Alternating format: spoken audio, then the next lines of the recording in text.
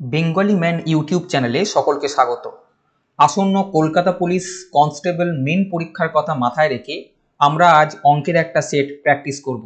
চলো আজকের সেশন শুরু করা যাক।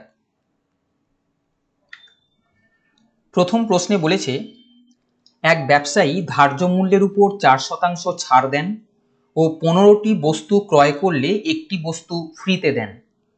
যদি ব্যবসায়ী 35% লাভ করতে চান তবে ক্রয় মূল্যের তুলনায় ধার্য মূল্য কত শতাংশ বেশি ধার্য করতে হবে। দেখো, এক্ষেত্রে ব্যবসায়ী কোনো একটা জিনিস বিক্রি করছে, ক্রেতা হিসেবে তুমি কিছু একটা কিনছো, তাহলে তুমি যখন কিনছো সেটা তোমার কাছে ক্রয় মূল্য, আর ব্যবসায়ী যখন বিক্রি করছে কোনো একটা জিনিসের উপরে ছাড় দিয়ে, যে জিনিসটার উপর ছাড় দিয়ে বিক্রি করছে সেটা তার ধার্য করা দাম, তাই তো? তাহলে এখানে দুজন আছে, একজন কিনছে তুমি, আর একজন ব্যবসায়ী যে বিক্রি করছে। তুমি যখন কিনছো তুমি হিসেবে ভাবো তুমি কিনছো, আমি ক্রয় মূল্য লিখছি। তুমি যখন কিনছো তখন তুমি কি করছো, 4% ছাড় পাচ্ছ, ধার্য মূল্যের উপর 4% ছাড় পাচ্ছ। ধার্য মূল্য যদি 100 টাকা হয়, 4% ছাড়ে 96%-এ তুমি কিনছো, মানে 96% তোমার কেনা দাম, আমি এটা বলতে পারি। এবারে তুমি যখন কিনলে 96%-এ তুমি কটা বস্তু পেলে? বলা হয়েছে যে 15টা বস্তু কিনলে একটা বস্তু ফ্রিতে পাওয়া যাবে, অর্থাৎ তুমি 15টা বস্তু কিনেছো কিন্তু অরিজিনালি হাতে পেয়েছো 15 + 1 16টা বস্তু। তাহলে আমি বলবো যে তুমি 96% টাকা ইনভেস্ট করেছো, 16টা বস্তু পেয়েছো, তাই 16 দিয়ে ভাগ করে আমি বললাম বস্তুর ক্রয় মূল্য হচ্ছে 96%/16। এটা বোঝা গেছে। এবারে আমি যদি মার্ক প্রাইসের দিকে যাই, মার্ক প্রাইস কি? ব্যবসায়ীর রেসপেক্টে আমি মার্ক প্রাইসটাকে ভাববো। ব্যবসায়ী কি করছে? ব্যবসায়ী বলছে আমি 35% লাভ করব, তাহলে 100 টাকা যদি জিনিসটা ব্যবসায়ী কিনে থাকে তাহলে সে 135%-এ বিক্রি করবে বা মার্ক প্রাইস বা ধার্য করবে। এবারে দেখো, ব্যবসায়ী যখন বিক্রি করতে চাইছে, ব্যবসায়ী অরিজিনালি 15টা বস্তু দিতে চাইছে, তুমি 16টা পাচ্ছ, ব্যবসায়ী সেটা একটা ফ্রিতে দিচ্ছে, তুমি ক্রেতা হিসেবে 16টা পাবে, কিন্তু ব্যবসায়ী কিন্তু ওই 15টা বস্তুর জন্যই কিন্তু লাভটা এখানে ধরে রাখবে। বোঝা গেছে? তাহলে তুমি যখন পাচ্ছ তখন 16টা পাচ্ছ, ব্যবসায়ী অরিজিনালি বিক্রি করছে 15টা, তোমাকে 16টা দিচ্ছে, একটা তো ফ্রিতে দিচ্ছে, তাই আমি ওই একটাকে বিক্রি করছি বলে ধরবো না, তাই আমি বলবো 15টা বিক্রি করছে 135%-এ। এটা বোঝা গেছে। আমি কস্ট প্রাইস আর মার্ক প্রাইসের রেশিও বার করতে চাইছি। পার্সেন্টেজ কেটে যাবে, 16 দিয়ে কাটলে 6 16 96, এইটা যদি কাটি তাহলে 9 দিয়ে কাটবে, কেন 15কে 9 দিয়ে গুণ করলে 135 হয়। এই দুটো আবার 3 দিয়ে কাটবে, 3 দুগুণে 6, 3 তিরিকে 9। এই পর্যন্ত বোঝা গেছে। অর্থাৎ ক্রয় মূল্য ও ধার্য মূল্যের রেশিও হচ্ছে 2:3। বলেছে ক্রয় মূল্যের তুলনায় ধার্য মূল্য কত শতাংশ বেশি ধার্য করতে হবে। আমি দেখছি ক্রয় মূল্য যদি 2 ইউনিট হয়, আমাকে 1 ইউনিট বেশি ধার্য করতে হবে, তবে গিয়ে আমি ধার্য মূল্য পাবো। তাহলে 2 ইউনিটের উপর আমাকে বেশি ধার্য করতে হবে 1 ইউনিট, 100-র মধ্যে আমাকে কতটা বেশি ধার্য করতে হবে, এটাই কিন্তু প্রশ্ন। অর্থাৎ 50% বেশি ধার্য করতে হবে, যেটা অপশন নাম্বার 4-এতে আছে। কোনো শহরে পুরুষ জনসংখ্যা মহিলা জনসংখ্যার তুলনায় 200 বেশি। যদি পুরুষ জনসংখ্যা 25% বৃদ্ধি পায় ও মহিলা জনসংখ্যা 16.66% বৃদ্ধি পায়, তবে পুরুষ জনসংখ্যা মহিলা জনসংখ্যার তুলনায় 300 বেশি হয়। প্রথমে শহরে পুরুষের সংখ্যা কত ছিল? এখানে প্রথমে আর পরে হয়েছে, তাই আমি প্রথমে আর পরের রেশিও বার করার চেষ্টা করব।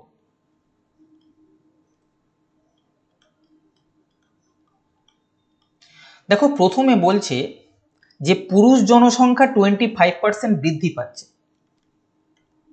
আমি পুরুষ জনসংখ্যা, ওরা কি বলেছে 25% বৃদ্ধি পাচ্ছে, আমাকে বলো 25%-এর ফ্র্যাকশন ভ্যালু কত? তোমরা বলবে 25/100, অর্থাৎ 1/4।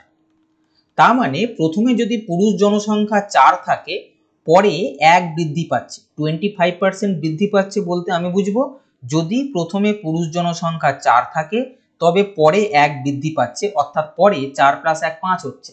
তাহলে আমি দেখলাম পুরুষ জনসংখ্যা প্রথমে 4 থাকলে পরে 1 বৃদ্ধি পেয়ে 5 হয়েছে। এবার মহিলা জনসংখ্যার কথা আমি ভাববো। বলেছে 16.66% বৃদ্ধি পাচ্ছে। 16.66%-এর ফ্র্যাকশন ভ্যালু কত হবে? তোমরা বলবে 1/6। কেন? 16.6-কে ফ্র্যাকশনে পরিণত করতে গেলে 16.6 আছে, আমি পার্সেন্টেজ আছে, ফ্র্যাকশনে করলে 100 দিয়ে ভাগ করব, এই দশমিকটার জন্য এখানে একটা শূন্য নিয়ে আসবে, এটা কাটলে 1/6 আসবে। বুঝে গেছে?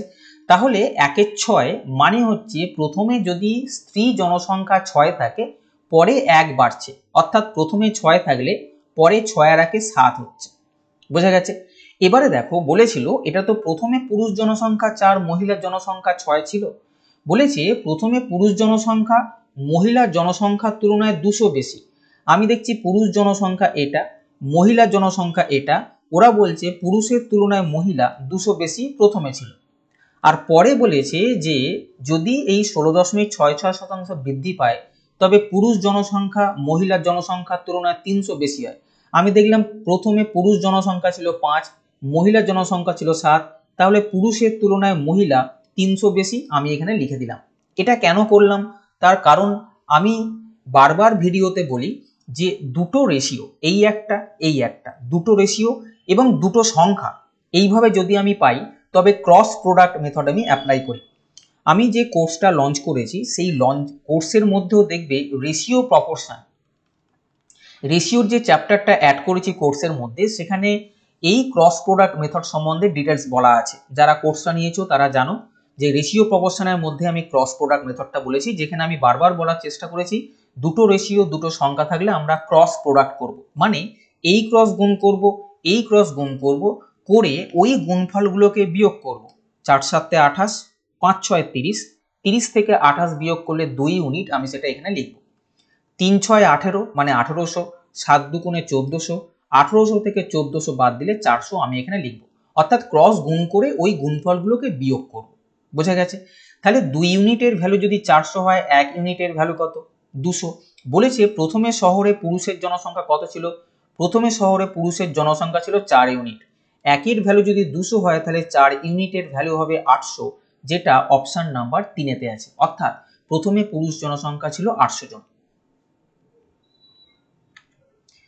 এক ব্যক্তি 8% বার্ষিক চক্রবৃদ্ধি সুদের হারে ওয়াই টাকা একটি সংস্থায় রাখলেন। 1 বছর পর টাকার পরিমাণ দ্বিগুণ হলে 1 বছর 6 মাস পর টাকার পরিমাণ কত হবে?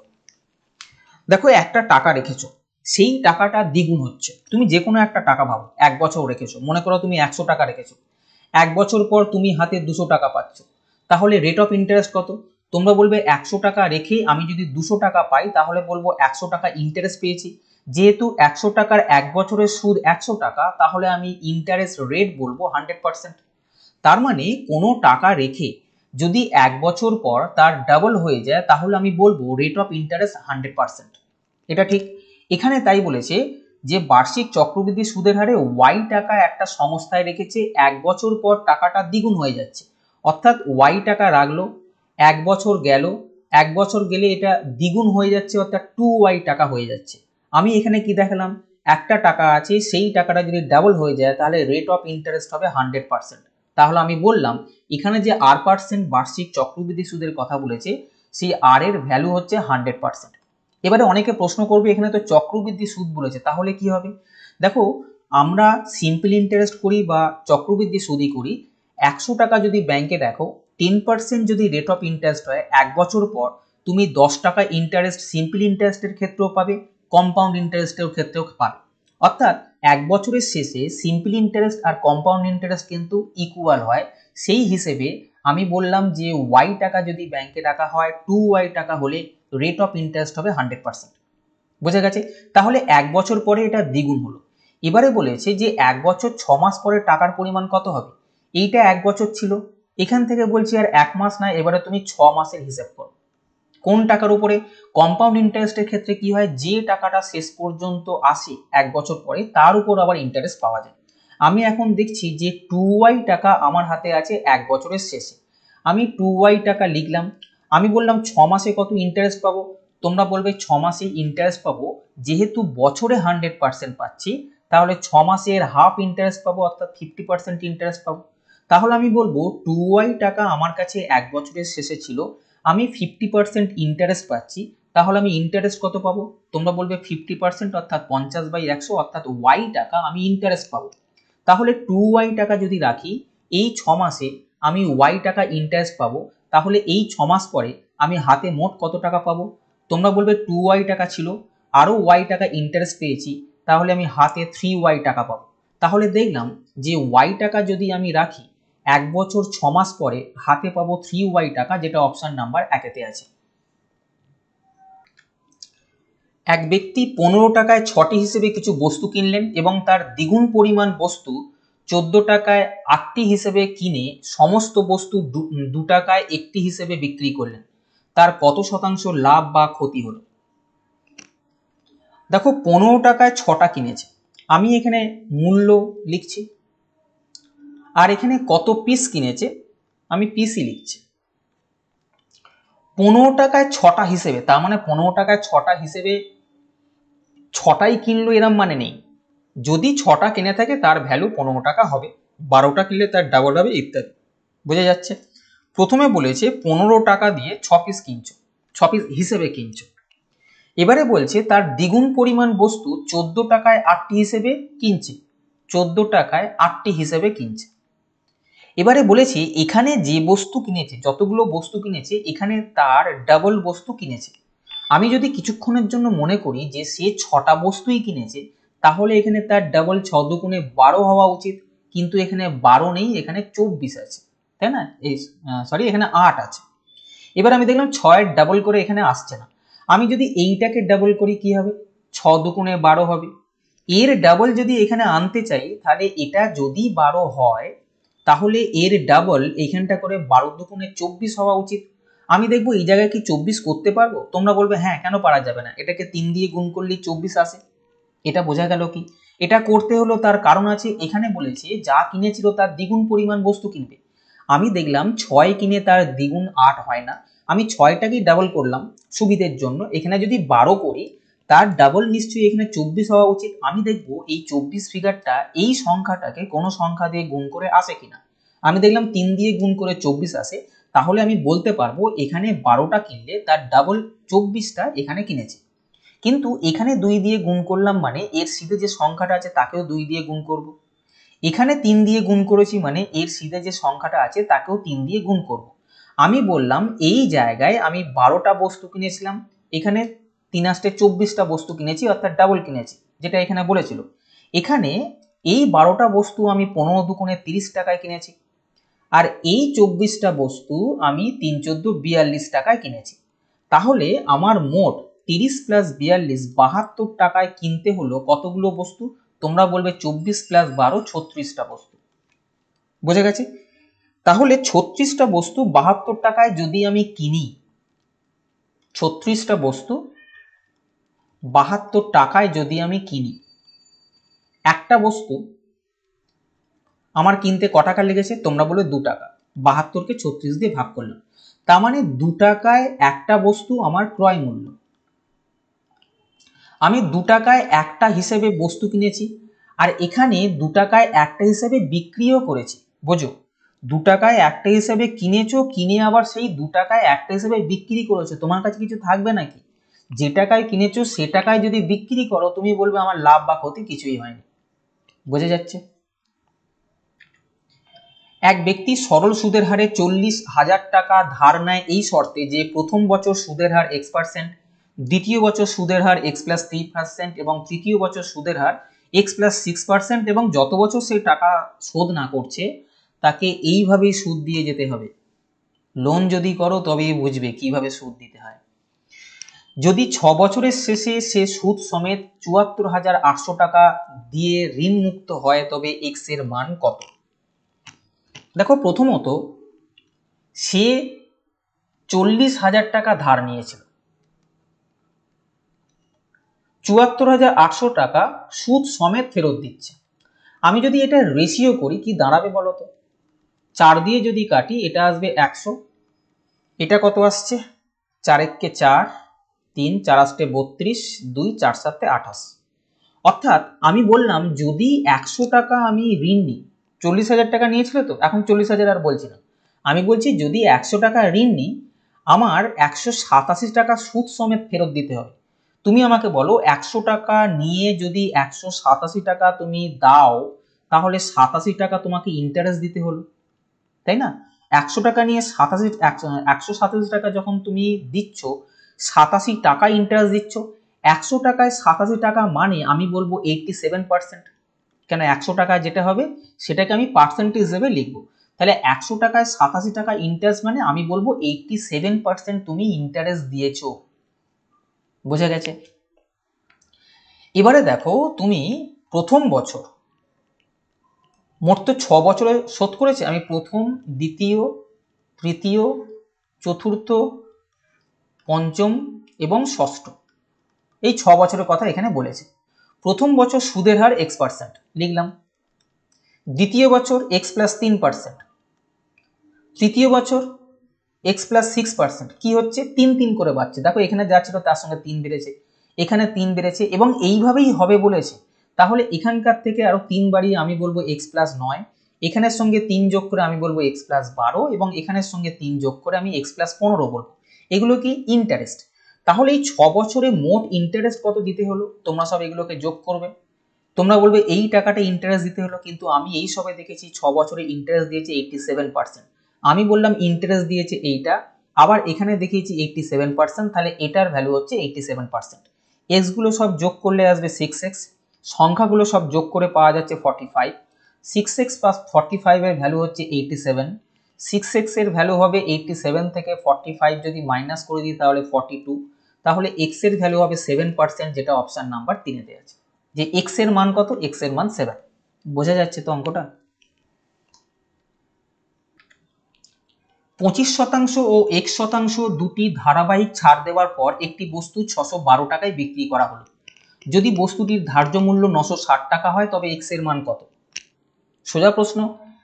960 টাকা ধার্য মূল্য ছিল, ধারাবাহিক ছাড় দিয়েছে, অর্থাৎ প্রথমে একবার ছাড় দেবে, যা ভ্যালু পাওয়া যাবে তার উপরে আবার ছাড় দেবে, দিয়ে এই জায়গায় বলছে 612 টাকায় বিক্রি করা হলো। তাহলে ছাড় দুটো যখন দেওয়া আছে, একটা ছাড়ের মান দেওয়া আছে আর একটা ছাড়ের মান কত। প্রথমে 25% ছাড় দিয়েছে, 960 টাকার বস্তুতে 25% যদি ছাড় দেয় তাহলে সেই ছাড়ের ভ্যালু কত হবে? তোমরা বলবে 960 25% মানে 25/100, এটা কাটলে আসবে 240, অর্থাৎ 240 টাকা প্রথমে ছাড় দেওয়া হলো। তাহলে 960 টাকার বস্তুতে যদি 240 টাকা ছাড় দাও, অর্থাৎ 960 থেকে যদি 240 মাইনাস করে দাও তাহলে কত টাকা থাকবে? তোমরা বলবে এটা হবে 720। এটা বোঝা গেল কি 960 টাকা লেখা ছিল 25%, অর্থাৎ 240 টাকা তুমি ছাড় দিলে, তাহলে 960 থেকে 240 বাদ দিয়ে আমি বলবো 720 টাকা হচ্ছে। এটা প্রথম ছাড়ের পরে টাকাটা এলো। এরপরে আর একটা ছাড় দিয়েছে x%, যে ছাড় দেওয়ার পরে 612 টাকা হচ্ছে, ওই x এর মান চেয়েছে। আমি দেখবো 720 টাকা ছিল, 612 টাকা হলো, আমি ছাড় ক টাকা দিলাম? তোমরা বলবে 720 থেকে 612 মাইনাস করলে কত হয়? 108 টাকা। এখন 108 টাকা ছাড় দিচ্ছি। বোঝা গেছে? এই ছাড়টা কার উপর দিচ্ছ? 720 টাকার উপর দিচ্ছ। তাহলে আমি বলবো যে 720 টাকায় আমাকে ছাড় দেওয়া হয়েছে 108 টাকা। 100 টাকায় কত দেওয়া হয়েছে এটা বলতে পারি। 9 12 108, সরি এটা 72 আছে, সরি এটা 36 দিয়ে কাটো, 36 দুগুণে 72, 3 36, 5 দুগুণে 10, অর্থাৎ 15% ছাড় দেওয়া হয়েছে। এখানে বলেছে যে x% ছাড় দেওয়া হয়েছে, অর্থাৎ এই জায়গায় বলেছিল x% ছাড় দেওয়া হয়েছে, আমি বার করলাম এই জায়গায় 15% ছাড় দেওয়া হয়েছে, অর্থাৎ x এর মান হচ্ছে 15, যেটা অপশন নাম্বার 3 তে আছে। এটা খুব ভালোভাবে অঙ্কটাকে দেখে যাও। যারা পাটিগণিতের ভালো অঙ্ক খোঁজো, একই রকম অঙ্ক করে করে তোমরা ক্লান্ত হয়ে গেছো, অঙ্ক বিভিন্ন জায়গায় দেখছো, আমার ভিডিও দেখো, অনেক স্যারের ভিডিও দেখো, তারাও খুব ভালোভাবে পড়ান, প্রত্যেকটা স্যার ভালোভাবে পড়ান, তাদের নিজস্ব প্যাটার্ন আছে। আমার বোঝানোর স্টাইল তাদের বোঝানোর স্টাইল আলাদা হতে পারে, কিন্তু যদি কেউ মনে করো যে ভালো পাটিগণিত শিখতে চাও তাহলে এই কোর্সটা তোমাদের জন্য। কোর্সটা প্রতিদিন 1 টাকা হিসেবে 365 দিনের ভ্যালিডিটি আছে, অর্থাৎ 1 বছর তোমরা অ্যাক্সেস করতে পারবে 1 টাকা করে। এই কোর্সটার দাম আপাতত 365 টাকা। এই কোর্সের মধ্যে এরিথমেটিকের সবকিছু তো যেমন আছেই, তার সঙ্গে আমি 2D অ্যাড করেছি। যেহেতু এরিথমেটিক সিলেবাসে 2D থাকে, তোমরা জানো পরিমিতি 2Dর মধ্যে আয়তক্ষেত্র, বর্গক্ষেত্র, ত্রিভুজ, বৃত্ত এগুলো থাকে, এই পুরোটা এর মধ্যে কভার করা হবে। এছাড়াও সিম্পলিফিকেশন, করণী, সূচক এই জাতীয় যে কোশ্চেনগুলো এর মধ্যে থাকে সেগুলোও কিন্তু এরিথমেটিকের মধ্যে অ্যাড করা হয়েছে। এরিথমেটিক কিন্তু এমন একটা কোর্স যেখানে তুমি প্রিলিমস দাও বা মেন্স দাও, একটাই কোর্স এমন হতে হবে যে আমি একটা জায়গা থেকে সবকিছু করে রাখলে আমার প্রিলিমসের জন্য যেরকম হয়ে যাচ্ছে, মেন্সের জন্য আমাকে কিন্তু ডবল করে খাটতে হবে না। এখানে কনসেপ্ট আছে, কোর্সের মধ্যে কনসেপ্ট বিল্ড করা হবে এবং এই কনসেপ্টের উপর বেস করে সমস্ত অঙ্ক দেওয়া হবে। মোটামুটি বলতে পারো এই এরিথমেটিক কোর্সটা ফর্মুলা ফ্রি, শুধুমাত্র কনসেপ্টের উপরেই কিন্তু এই কোর্সটা দাঁড়িয়ে আছে। আমার এত বছর পড়ানোর যা অভিজ্ঞতা, আমার চাকরি জীবনের যা অভিজ্ঞতা, পুরোটাই এই কোর্সের মধ্যে আমি দেওয়ার চেষ্টা করেছি। এই কোর্সটার তোমরা যারা পিএসসি দিচ্ছ, যারা ওয়েস্ট বেঙ্গল পুলিশের বিভিন্ন পরীক্ষা, জেল পুলিশ বলো, কনস্টেবল বলো, এসআই বলো, যে পরীক্ষায় তুমি বলো না কেন, তুমি এখান থেকে বেনিফিট হবে।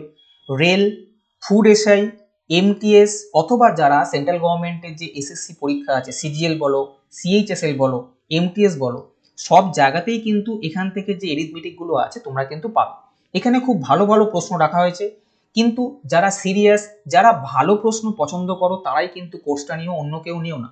যারা সবসময় চাইছো যে এমন কিছু এরিথমেটিক যেগুলো আমি সব জায়গাতেই দেখি 4+5=9 হয়, তোমরা শুধু জেনে বসে আছো 4+5=9 হয়, 6+3=9 হয়, এটা জানার চেষ্টা করো।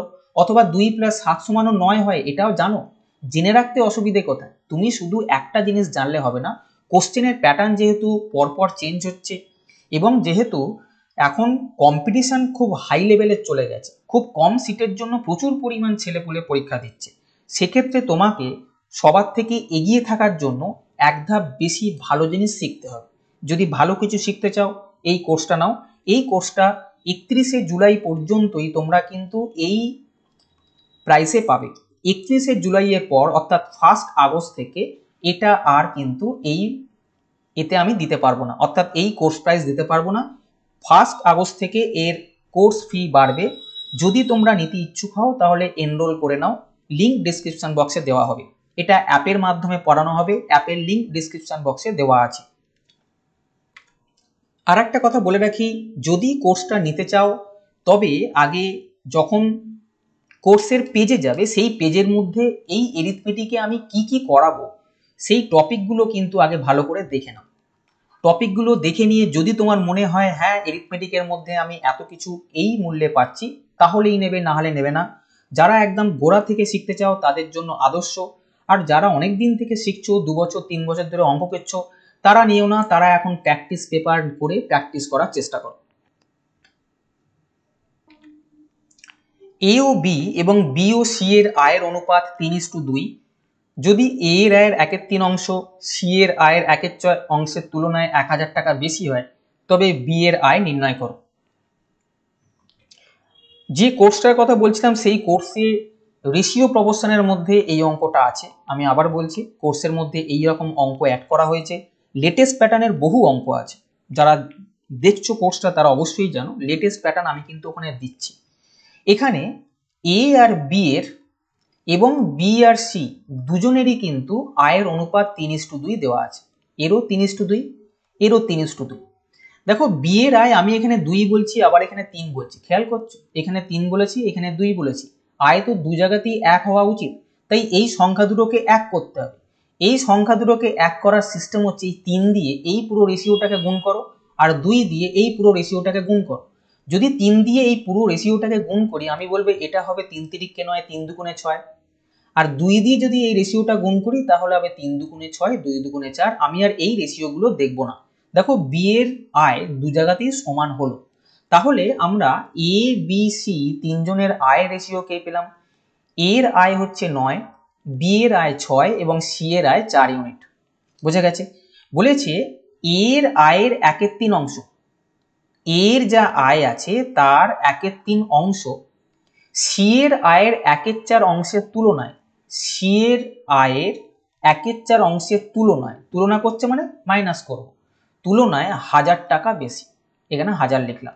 এটা কাটো, 3 তিরিকে 9, 3 মাইনাস 1, এটার ভ্যালু হচ্ছে 1000, 3 মাইনাস 1 মানে 2, 2 এর ভ্যালু হচ্ছে 1000। বলেছে বি এর আয় কত। দেখো এখানে বি এর আয় কত আছে, আমি দেখছি বি এর আয় আছে 6 ইউনিট। 2 এর ভ্যালু যদি 1000 হয়, 6 এর ভ্যালু কত? আমি দেখছি এটাকে 3 দিয়ে গুণ করে 6 আসে, তোমরা বলবে এটাকেও 3 দিয়ে গুণ করে আমার উত্তর আসবে। তাহলে 6 ইউনিটের ভ্যালু হচ্ছে 3000, অর্থাৎ বি এর যা আয় আছে সেটা 3000 টাকা, যেটা অপশন নাম্বার 1 আছে। যদি ইনকাম ট্যাক্স 19% বৃদ্ধি পায় তবে নিট আয় 1% কমে যায়, ইনকাম ট্যাক্সের হার কত? দেখো নিট আয় মানে কি, তোমার কিছু একটা ইনকাম আছে, আমি ইনকামকে আইএন লিখছি, তোমার এই টাকাটি ইনকাম আছে, এখান থেকে তুমি ইনকাম ট্যাক্স দিলে, আইটি দিলে, দেওয়ার পর তোমার হাতে যেটা থাকবে তাকে আমি নিট ইনকাম বলবো, এনআই লিখছি। বোঝা গেছে? ইনকাম কিছু একটা হবে, সেখান থেকে ট্যাক্স কাটবে, কাটার পর তোমার হাতে যেটা থাকবে সেটাকেই নিট ইনকাম বলা হবে। বোঝা গেছে তো? এবারে দেখো বলেছে ইনকাম ট্যাক্স 19% বৃদ্ধি পাচ্ছে, ইনকাম ট্যাক্স যা ছিল সেটা 19% বৃদ্ধি পেয়ে গেল, যাই বৃদ্ধি পেল নিট আয়টা 1% কমে গেল, নিট ইনকাম যেটা ছিল সেটা 1% কমে গেল। এটা মানে কি? দেখো তোমার একটা তো ইনকাম ট্যাক্স কাটার পরে তোমার হাতে কোনো একটা টাকা থাকতো যাকে আমি নিট ইনকাম বলছি, এই টাকাটা থাকতো। এবার হচ্ছে কি ইনকাম ট্যাক্স যা নেওয়া হতো সেটা না নিয়ে এখন 19% বেড়ে গেল, তাহলে ইনকাম ট্যাক্স কি হচ্ছে, যা দিচ্ছে তার তুলনায় 19% বেশি দিচ্ছ, এটা ঠিক। এবারে তাহলে তোমার হাতে কত টাকা থাকছে, তুমি বলবে যে আমার হাতে তো ট্যাক্স দেওয়ার পরে এই টাকাটা হাতে থাকতো, কিন্তু এখন হাতে আরো 1% টাকা কম থাকবে, অর্থাৎ ট্যাক্স কাটার পরে তোমার হাতে থাকবে এই টাকাটা। আবার বলছি আইটি টোটাল যা ছিল তার থেকে 90% কেটে নেওয়ার পরে তোমার হাতে কিন্তু এই টাকাটাই থাকবে, 100-র মধ্যে 19 কাটছে মানে বাদ বাকি টাকাটা তোমার কাছে থাকবে, যেটাকে আমি নিট আয় বলবো। বোঝা গেছে? তাহলে নিট ইনকাম 1% কমে যাচ্ছে, অর্থ এখান থেকে যে টাকাটা কমলো সেই টাকাটাই তুমি অতিরিক্ত ট্যাক্স হিসেবে দিলে। কেন? আগে তো ট্যাক্স দিচ্ছিলেই, এখন আরো 19% ট্যাক্স বেশি দিচ্ছ। বোঝা গেছে? তাহলে ইনকাম যতটা কমলো সেই টাকাটা তুমি ট্যাক্সে দিলে, তাহলে এখান থেকে যে টাকাটা আমার ট্যাক্স কাটলো সেই টাকাটাই যদি আমি ইনকাম ট্যাক্স দিয়ে দিই, অর্থাৎ যে টাকাটার ইনকাম কমলো সেই টাকাটাই যদি ট্যাক্স দিই, আমি বলবো এই টাকার পরিমাণ সমান। বোঝা গেছে? এবার এখানে income tax by net income যদি আমি রেশিও করি, পার্সেন্টেজ কেটে গেলে তোমরা বলবে 1/19 আসছে। এই ভ্যালুগুলো আইটির ভ্যালু 1, এনআই এর ভ্যালু 19 যদি এখানে বসাই, তাহলে আমি এখান থেকে ইনকাম পাবো। আইটির ভ্যালু কত আছে? 1, সরি, তাহলে ইনকাম কত হবে? এদিকে একটাকে নিয়ে চলে এসো, 19 + 1, অর্থাৎ ইনকাম আসছে 20। আমি দেখলাম আমার যদি 20 টাকা আয় হয়, তার মধ্যে ইনকাম ট্যাক্স আমাকে দিতে হচ্ছে 1 টাকা। 20 টাকায় যদি 1 টাকা দাও, 100 টাকায় কত টাকা ট্যাক্স দেবে? তোমরা বলবে 5%, অর্থাৎ ট্যাক্সের হার 5%, যেটা অপশন নাম্বার 2 আছে। 18 সেমি দৈর্ঘ্য ও 14 সেমি প্রস্থ বিশিষ্ট একটি আয়তাকার কাগজ থেকে কাগজটির ছোট বাহু সমদৈর্ঘ্যের ব্যাস বিশিষ্ট একটি অর্ধবৃত্ত কেটে নিলে বাকি কাগজের ক্ষেত্রফল কত? খুব সম্ভবত কিছুদিন আগে এই অঙ্কটা করিয়েছি, আমার ঠিক খেয়াল পড়ছিল না, যাই হোক যদি রিপিট হয়ে যায় তাহলে এটাকে স্কিপ করো। একটা কাগজ আছে 18/14, এবার এই কাগজটা ছোট বাহু যেটা আছে এইটা, এই ছোট বাহুর সমদৈর্ঘ্যের ব্যাস বিশিষ্ট একটা অর্ধবৃত্ত কেটে নিচ্ছে, এটা কেটে ফেলে দেবে, তাহলে এই বাকি যে অংশটা থাকবে সেই বাকি অংশটার ক্ষেত্রফল কত হবে, এটা প্রশ্ন। তাহলে আমি প্রথমে বলবো পুরো যে কাগজটা ছিল তার ক্ষেত্রফল কত ছিল, তোমরা বলবে পুরো কাগজটা তো আয়তক্ষেত্র ছিল, আয়তক্ষেত্রের ক্ষেত্রফল আমি জানি দৈর্ঘ্য গুণিতক প্রস্থ, অর্থাৎ টোটাল আয়তক্ষেত্রের ক্ষেত্রফল ছিল 18 × 14, অর্থাৎ 252। এখান থেকে মাইনাস করবো কোনটা, যেটা কেটে ফেলে দিচ্ছে, এটা অর্ধবৃত্ত, অর্ধবৃত্তের এটা হচ্ছে ব্যাস, ব্যাসের ভ্যালু যদি 14 হয় তাহলে ব্যাসার্ধ বা আর এর ভ্যালু হবে 14/2, অর্থাৎ 7। ব্যাসার্ধ যদি 7 হয়, অর্ধবৃত্তের ক্ষেত্রফল কি হবে? এটা তো অর্ধবৃত্ত, এই জায়গাটা কেটে ফেলে দিচ্ছ মানে এই ক্ষেত্রফলটা তুমি কেটে ফেলে দিচ্ছ। পুরো বৃত্তের ক্ষেত্রফল πr², অর্ধবৃত্তের ক্ষেত্রফল থেকে 2 দিয়ে ভাগ করে দেবো, তাহলে পুরো বৃত্তের ক্ষেত্রফলের ফর্মুলা হচ্ছে পাই আর স্কোয়ার, তাকে 2 দিয়ে ভাগ করলে অর্ধবৃত্তের ক্ষেত্রফল পেলাম। পাই এর ভ্যালু 22/7, আর এর ভ্যালু হচ্ছে 7, 7 স্কোয়ার মানে 49, আমি এখানে লিখবো বাই 2। 7 7 49 কাটো, 11 দুগুণে 22 কাটো, অর্থাৎ ওই অর্ধবৃত্তের ক্ষেত্রফল হচ্ছে 77। আমি দেখলাম আয়তক্ষেত্রের ক্ষেত্রফল ছিল 252, সেখান থেকে অর্ধবৃত্তের ক্ষেত্রফল যদি কেটে বাদ দিয়ে দিই তাহলে বাকি যে অংশটা থাকছে তার ক্ষেত্রফল হবে 175, যেটা অপশন নাম্বার 4-এ আছে। পথে গাড়ি খারাপ হয়ে যাওয়ার ফলে গাড়ি খারাপ হওয়ার পরে এবং আগের গতিবেগ হয় যথাক্রমে 72 কিমি পার ঘন্টা এবং 54 কিমি পার ঘন্টা। গাড়ি সারানোর পর যদি 6 ঘন্টায় x কিমি দূরত্ব যায় তবে গাড়ি সারাবার আগে 5x কিমি দূরত্ব যেতে কতক্ষণ সময় লেগেছিল। দেখো, গাড়ি খারাপ হওয়ার পরে এবং আগে গতিবেগ দিয়েছে 72 কিমি পার ঘন্টা আর এটা 54 কিমি পার ঘন্টা।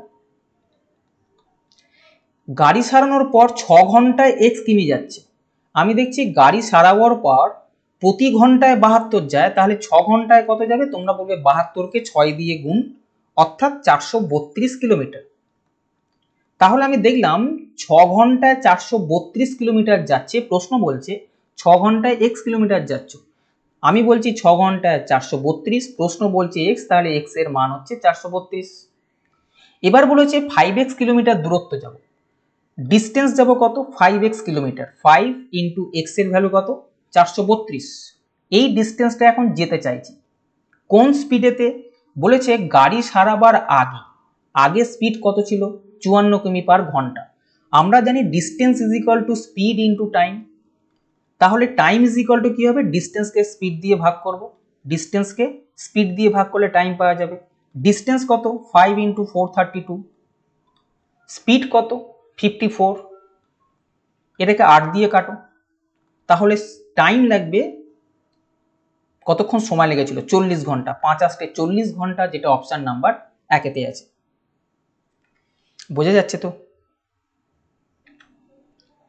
এক ব্যক্তি একটি সমবাহু ত্রিভুজের 3টি বাহু বরাবর যথাক্রমে 24 কিমি পার ঘন্টা, 36 কিমি পার ঘন্টা এবং 72 কিমি পার ঘন্টা বেগে গেলে ত্রিভুজটির একটি শীর্ষবিন্দু থেকে বাহু বরাবর গিয়ে আবার ওই শীর্ষবিন্দুতে ফিরে আসলে তার গড় বেগ কত হবে? একটা সমবাহু ত্রিভুজের শীর্ষ বরাবর একজন যাচ্ছে। সমবাহু ত্রিভুজ মানে কি? যার 3টে বাহু সমান। একজন এখান থেকে শুরু করে এইখানে গেল একটা স্পিডে, আমি মনে করছি এটা 24 কিমি পার ঘন্টা স্পিডে গেছে।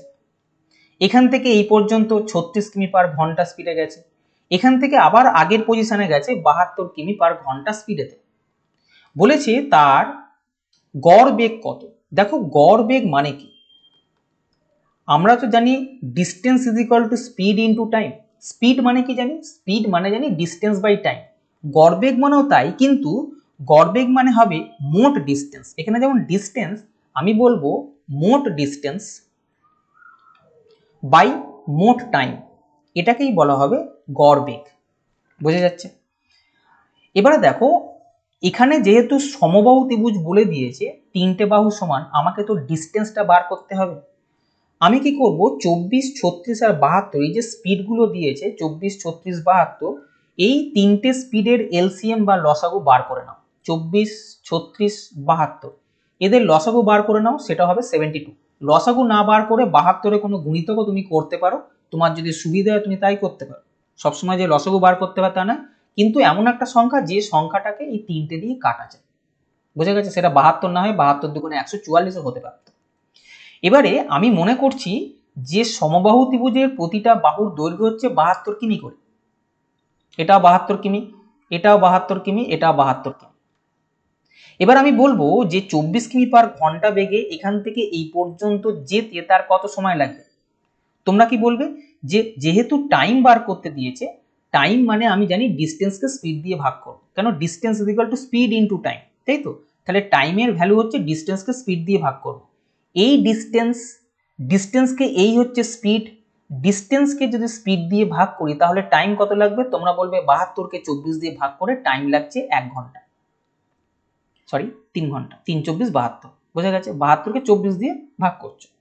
একই রকম ভাবে এখানে ডিস্টেন্সকে এই স্পিড দিয়ে ভাগ করব, 72কে 36 দিয়ে ভাগ করে আমি বলবো এখানে লেগেছে 2 ঘন্টা। এখানে 72কে 72 দিয়ে ভাগ করে বলবো এখান থেকে এই পর্যন্ত যেতে লেগেছে 1 ঘন্টা। এটা বোঝা গেছে। তাহলে আমি বলেছি গড় বেগ মানে হচ্ছে মোট ডিস্টেন্স বাই মোট টাইম। মোট ডিস্টেন্স কত? সবই তো 72 72 করে গেছে। যেহেতু সমবাহু ত্রিভুজের প্রত্যেকটা বাহুর মান সমান, তাহলে 72 ইন্টু 3 এই ডিস্টেন্স কিন্তু সে গেছে। কত সময় গেছে? এখানে 3 ঘন্টা, এখানে 2 ঘন্টা, আর এখানে 1 ঘন্টা, অর্থাৎ 6 ঘন্টায় গেছে। অর্থাৎ মোট টাইম লেগেছে 6 ঘন্টা। আমি মোট টাইমটা এখানে বসিয়ে দিলাম। তাহলে গড় বেগ কি হবে? তোমরা বলবে গড় বেগ হবে 36 কিমি পার ঘন্টা, যেটা অপশন নাম্বার 3-তে আছে। দুধের দাম 20% বৃদ্ধি পাওয়ায় কোনো পরিবারের দুধের ব্যবহার এমনভাবে কমানো হলো যে দুধের জন্য ব্যয় পূর্বাপেক্ষা 4% কম হলো। ওই পরিবারের দুধের ব্যবহার শতকরা কত কমানো হয়েছিল? দেখো, খরচ, দুধ বাবদ যে খরচ আছে বা ব্যয় হয়, সেটা আমি কিভাবে বলতে পারি?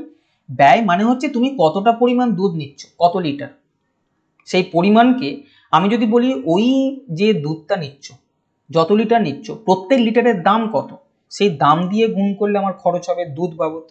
বোঝা গেছে? তাহলে দুধের ব্যয় মানে হচ্ছে কতটা দুধ তুমি নিচ্ছ আর দুধের লিটার পিছু দাম কত, সেই দুটো গুণ করলে টোটাল খরচ তুমি পাবে। বোঝা গেছে? এবারে দেখো, বলেছে যে দুধের দাম 20% বৃদ্ধি পাচ্ছে। 20%-এর ফ্র্যাকশন ভ্যালু কত? 20/100, অর্থাৎ 1/5। মানে দুধের দাম যদি 5 থাকে, এখন 6 হচ্ছে। আমি বলছি দুধের দাম যদি 5 থাকে, এখন 1 বেড়ে গিয়ে 6 হচ্ছে। বোঝা গেছে? প্রথমে মনে করো এখানে চেয়েছি কি, দুধের ব্যবহার শতকরা কত কমানো হয়েছিল, ব্যবহার চেয়েছি। আমি তাই প্রথমে দুধের পরিমাণ, ব্যবহার মানে কত লিটার ব্যবহার করত, আমি মনে করছি ব্যবহার করছো 100 কেজি বা 100 লিটার। কেন? কেন এর উপরে আমাকে শতকরা হিসাব করতে বলেছে, ব্যবহারের উপরে। তাই আমি যেটার উপরে বলবে সেখানে 100 মনে করব। বোঝা গেছে? তাহলে 5 টাকা করে দাম হলে 100 লিটারের দাম 500 টাকা আমার আগে খরচ হতো। এখন বলছে যে 4% ব্যয় কম হচ্ছে। আগে 500 হলে এখন 4% কম হচ্ছে। 500 4% মানে কত? তোমরা বলবে 500 4% মানে হচ্ছে 20 টাকা। তাহলে এখন 500 টাকার থেকে 20 টাকা কমে গিয়ে 480 টাকা ব্যয় হচ্ছে। তোমরা বলবে এখন তো দাম 6 টাকা করে, তাহলে আমি এখানে কোন সংখ্যা বসাবো যাকে 6 দিয়ে গুণ করলে 480 হয়? তোমরা বলবে 480-কে 6 দিয়ে ভাগ করে দিন না। 480-কে 6 দিয়ে ভাগ করে আমি দেখছি এখানে 80 আসবে। 6 8 48। বোঝা গেছে? তার মানে দুধের পরিমাণ আগে 100 থাকলে এখন সেটা 80 করতে হচ্ছে। কতটা কমাতে হচ্ছে? তোমরা বলবে 20 কমাতে হচ্ছে। 100-এ যদি 20 কমাই, আমি বলবো 20% ব্যবহার কমাচ্ছি, যেটা অপশন নাম্বার 4-তে আছে। একটি চোর দুপুর 1:30 একটি গাড়ি চুরি করে 40 কিলোমিটার পার ঘন্টা বেগে গাড়িটি চালিয়ে নিয়ে চলে যায়। গাড়ির মালিক দুপুর 2টোর সময় চুরির কথা জানতে পেরে অপর একটি গাড়ি নিয়ে 50 কিমি পার ঘন্টা বেগে চোরকে ধাওয়া করেন। কখন তিনি চোরটিকে ধরতে পারবেন? দেখো, চোর পুলিশের যাই অঙ্ক দিক, মূল কনসেপ্ট হচ্ছে চোর আর পুলিশের মধ্যে যখন জানতে পারে যে চুরি করছে, বা যখন জানতে পারলো চুরি করছে, তখন চোর আর পুলিশের মধ্যে ডিস্টেন্স কতটা আছে, এটাই কিন্তু মূল কনসেপ্ট, যে আমার এই ডিস্টেন্সটা লাগবে, চোর আর পুলিশের মধ্যে কতটা দূরত্ব আছে, তাহলেই কিন্তু অঙ্ক হয়ে যাবে। এখানে বলেছে 1:30 একটা গাড়ি চুরি করলো, এখানে 1:30 বাজে, 2টোর সময় মালিক জানতে পারছে। চোর কি করেছে, এই 1:30 থেকে 2টো পর্যন্ত, অর্থাৎ এই 30 মিনিট এগিয়ে এসছে। এখানে চোরের অবস্থানে, থিপ চোর এখানে আছে, তখন 2টো বাজে, মালিকের তখন হুঁশ ফিরল। মালিক এখানটা করে তখন 2টোর সময় ভাবলো, আরে আমার গাড়ি চুরি হয়ে গেছে, ও তো চলে গেছে আধ ঘন্টা। চোর বলছে আগে আমি 30 মিনিট চলে এসেছি। তাহলে আমাদের টার্গেট কি? এই যে মালিক, এম দিয়ে মালিক লিখছি, মালিক আর চোরের মধ্যে ডিস্টেন্স কত? আমি বলেছি মূল কনসেপ্ট হবে আমাদের ডিস্টেন্সটা বার করতেই হবে। এখানে চোরের স্পিড হচ্ছে 40 কিমি পার ঘন্টা। প্রতি ঘন্টায় যদি চোর 40 কিলোমিটার করে যায়, তবে এই আধ ঘন্টায় চোর নিশ্চয়ই 20 কিলোমিটার চলে গেছে। অর্থাৎ এখান থেকে এই পর্যন্ত ডিস্টেন্স হচ্ছে 20 কিলোমিটার। তার মানে লোকটা আর চোরের মধ্যে ডিস্টেন্স 20 কিলোমিটার, যেটাকে মিটিয়ে দিলেই কিন্তু চোরকে লোকটা ধরতে পারবে। এবারে কি হচ্ছে, চোরও যাচ্ছে, লোকও যাচ্ছে, এই কোনো এক জায়গায় গিয়ে লোকটা চোরটাকে পাকড়াও করবে। বলেছে এখানে তখন কটা বাজে। দেখো, তাহলে 2টোর সময় খেলা শুরু হলো, যে 2টোর সময় আমি চোরকে ধরতে যাচ্ছি। 2টো থেকে কাউন্ট করে কত ঘন্টা পরে যদি আমি বার করতে পারি, লোকটা চোরটাকে ধরলো, তাহলেই কিন্তু আমার অঙ্ক হয়ে যাবে। আমি দেখছি যে 2টোর সময় এখানে শুরু করে যদি 1 ঘন্টা পর, তর্কের খাতিরে ধরে নাও 1 ঘন্টা পরে এই লোকটা চোরটাকে ধরবে, মানে তখন চোরটাও এখানে আছে, লোকটাও এখানে আছে, লোকটা তবে চোরটাকে ধরতে পারল। এবার আমি বলবো যেহেতু 1 ঘন্টা পরে লোকটা চোরটাকে ধরলো, তাহলে লোকটাও 1 ঘন্টা গেছে, চোরটাও 1 ঘন্টা গেছে, তার মানে দুজনের ক্ষেত্রেই টাইমটা একই বা ফিক্সড। আমি বলবো distance is equal to speed into time, এই ফর্মুলা আমি জানি। যেহেতু দুজনের ক্ষেত্রে টাইমটা একই, তাই আমি টাইমকে 1 মনে করলাম। আমি বলবো distance is equal to speed, অর্থাৎ ডিস্টেন্সের রেশিও আর স্পিডের রেশিও সমান হবে। এক্ষেত্রে লোকটা আর চোরটা এদের মধ্যে স্পিডের রেশিও কি? তোমরা বলবে লোকের স্পিড হচ্ছে 50, মানে মালিকের স্পিড হচ্ছে 50 কিমি পার ঘন্টা, চোরটার হচ্ছে 40 কিমি পার ঘন্টা। স্পিডের রেশিও কাটবে না, স্পিডের রেশিও যা হবে ডিস্টেন্সের রেশিও তাই হবে। আমি বলবো ডিস্টেন্সের রেশিও তাহলে 50:40 হবে, অর্থাৎ 5:4। এই রেশিওগুলো কাটতে পারো, খালি স্পিডের রেশিও কাটবে না। বুঝে গেছে? 5:4 ডিস্টেন্স মানে লোকটা যদি 5 ইউনিট যায়, চোর গেছে 4 ইউনিট, তাহলে লোক আর চোরের মধ্যে পার্থক্য কত ডিস্টেন্সের? তোমরা বলবে 1 ইউনিট, কিন্তু আমি প্রথমেই বলেছি ওদের মধ্যে পার্থক্য ছিল 20 কিলোমিটার। ওই জিনিসটা এখানে কাজে লাগে, তাই ওদের মধ্যে ডিস্টেন্সটাকে তোমাকে বার করতেই হবে। ওদের মধ্যে ডিস্টেন্স ছিল 20 কিলোমিটার, আমি বলছি 1 ইউনিট, 1 ইউনিটের ভ্যালু হচ্ছে 20 কিলোমিটার। 5 ইউনিট ডিস্টেন্সের ভ্যালু কত? তোমরা বলবে 1-এর ভ্যালু 20 হলে 5-এর ভ্যালু হবে 100 কিলোমিটার। তার মানে লোকটা 100 কিলোমিটার যাওয়ার পর চোরটাকে ধরেছে। তোমরা এখানেও বসাতে পারতে, কিছু আসে যায় না। আমি যেভাবে এখানে করব ঠিক সেভাবে এখানে তোমরা করে নেবে। 1-এর ভ্যালু যদি 20 হয়, 5-এর ভ্যালু 100, তার মানে লোকটা 100 কিলোমিটার গেছে। কত ঘন্টায় গেছে? তোমরা বলবে লোকটার স্পিড হচ্ছে 50 কিমি পার ঘন্টা, তাহলে এই 100 কিলোমিটার যেতে লোকটার সময় লেগেছে 2 ঘন্টা। তার মানে লোকটা 2টোর সময় এখান থেকে যাত্রা শুরু করে 2 ঘন্টা পরে গিয়ে চোরটাকে ধরলো। তাহলে কখন ধরবে? দুপুর 2টো প্লাস 2 ঘন্টা, অর্থাৎ বিকেল 4টের সময় চোরটাকে পাকড়াও করবে, যেটা অপশন নাম্বার 2-এতে আছে। কেউ যদি এখানে বসাও, 1-এর ভ্যালু 20 হলে 4-এর ভ্যালু 80, তার মানে চোরটা 80 কিলোমিটার গেছে। এখান থেকে চোরটা আরো 80 কিলোমিটার গেছে। চোরের স্পিড কত? তোমরা বলবে 40 কিলোমিটার পার ঘন্টা। প্রতি ঘন্টায় 40 গেলে 80 যেতে তার সময় লাগবে 2 ঘন্টা, মানে দুপুর 2টো থেকে শুরু করে 2 ঘন্টা পর চোর এখানে যাবে। তাহলে চোর 2টো প্লাস 2 ঘন্টা সমান 4টের সময় এখানে থাকবে, যেটা এখানে বলা হয়েছে। তাহলে আজকে এই পর্যন্তই। যদি সেশনটা ভালো লাগে তবে চ্যানেলটা সাবস্ক্রাইব করো, বন্ধুদেরকেও শেয়ার করো, যাতে করে তারাও সমানভাবে উপকার পায়। আর যদি ভালো অঙ্কের তোমাদের মনে হয় যে ভালো ভালো অঙ্ক তোমরা শিখতে পারবে, আরও শিখতে চাও, তাহলে কোর্স নিতে পারো, তোমাদের নিজেদের ব্যাপার।